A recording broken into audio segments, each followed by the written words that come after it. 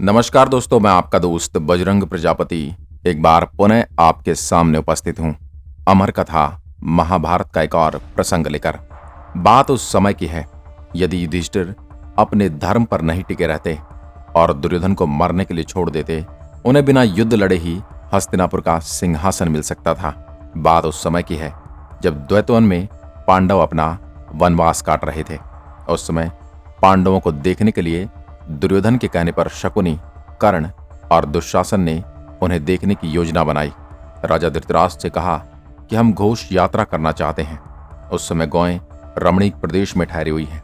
उस समय उनकी गणना करना उचित समय है। इनसे कुछ बछड़े, रंग और आयु की गणना की जा सकती है। यह सुनकर धृतराष्ट्र ने यह कहकर मना कर दिया कि उस क्षेत्र में पांडव ठहरे हुए हैं, अतः तुम उधर न जाओ तो ही उचित है।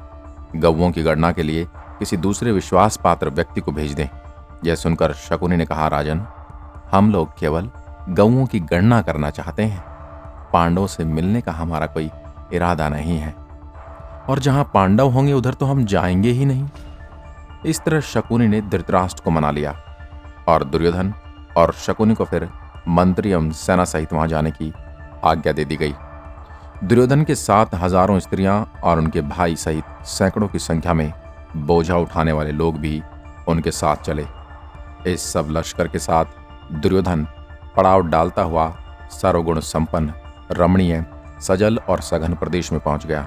वहां गाय, बछड़ों आदि की गणना करते करते वह लोगों के साथ द्वैतवन के एक सरोवर के निकट जा पहुंचा। वहां उस सरोवर के तट पर युधिष्ठिर आदि पांडव द्रौपदी के साथ कुटिया बनाकर रहते थे। वे उस समय राजर्षि यज्ञ कर रहे थे। तभी दुर्योधन ने अपने सेवकों को आज्ञा दी कि यहां शीघ्र ही एक क्रीड़ा भवन तैयार करो।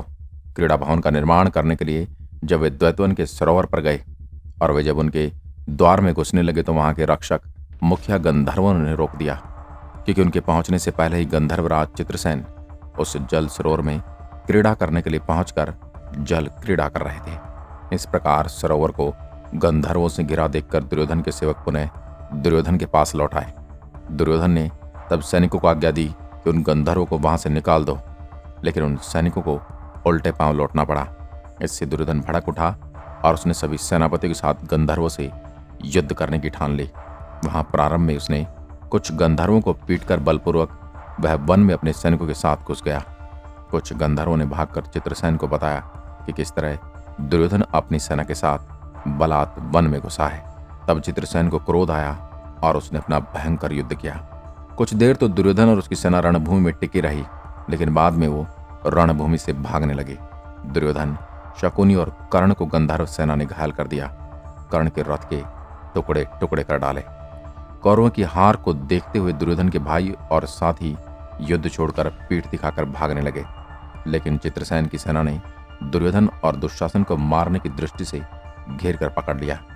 भागती हुई सेना को घेर कर मारा जाने लगा, लेकिन अंततः कौरवों की सेना ने सारा बचा कुचा सामान लेकर पांडवों की शरण ली और दुर्योधन का एक अंगरक्षक युधिष्ठिर के पास पहुंचा और युधिष्ठिर से सहायता करने की विनती की। यह समाचार जब भीम ने सुना तो उसने कहा कि हम भी वनवास के बाद हाथी घोड़ों से लैस होकर वही काम करने वाले थे जो आज गंधर्वों ने किया है। चलो, अच्छा ही हुआ।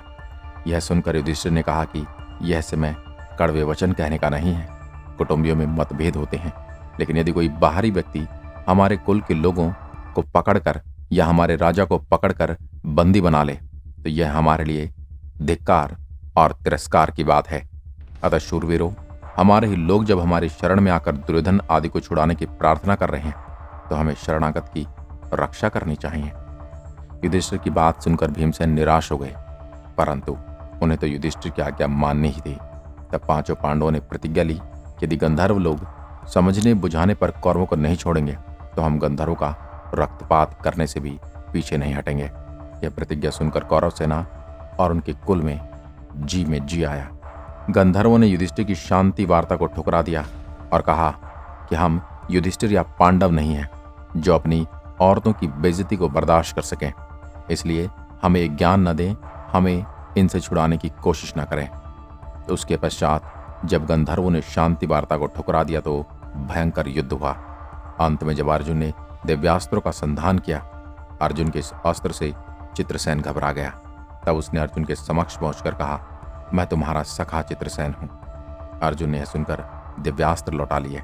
फिर चित्रसेन ने अर्जुन को बैठाकर दुर्योधन के करतूतों के बारे में बताया और बताया कि इसीलिए उन्होंने दुर्योधन को बंदी बनाया है और अभी हम इसको मृत्यु दंड देने वाले थे।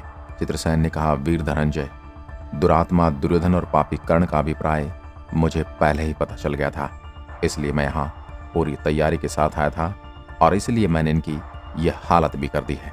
तब भी अर्जुन ने कहा कि चित्रसेन, यदि तुम मेरा प्रिय करना चाहते हो तो धर्मराज के आदेश से तुम हमारे भाई दुर्योधन को छोड़ दो। चित्रसेन ने कहा कि अर्जुन, यह पापी है, इसे छोड़ दिया तब भी यह पाप ही करेगा। इसने धर्मराज, युधिष्ठिर और श्री कृष्ण को धोखा दिया है।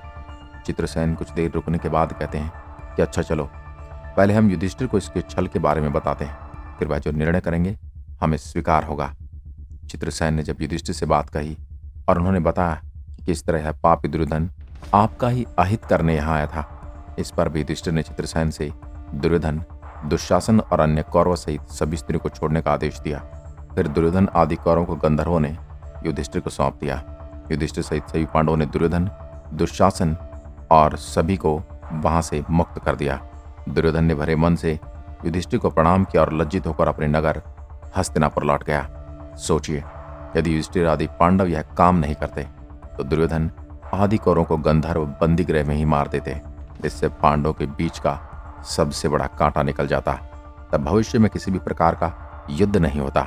युद्ध नहीं होता तो भयंकर रक्तपात भी नहीं होता। वनवास के बाद स्वतः ही युधिष्ठिर को हस्तिनापुर का राज भी मिल जाता, सांप भी मर जाता और लाठी भी नहीं टूटती। न रहता बांस और न बजती बांसुरी। इसके बारे में आपका क्या कहना है, हमें कमेंट में लिखकर जरूर बताइए। क्या युधिष्ठिर ने दुर्योधन के प्राण बचाकर सही किया या गलत? आज की वीडियो में बस इतना ही। जय हिंद, जय भारत।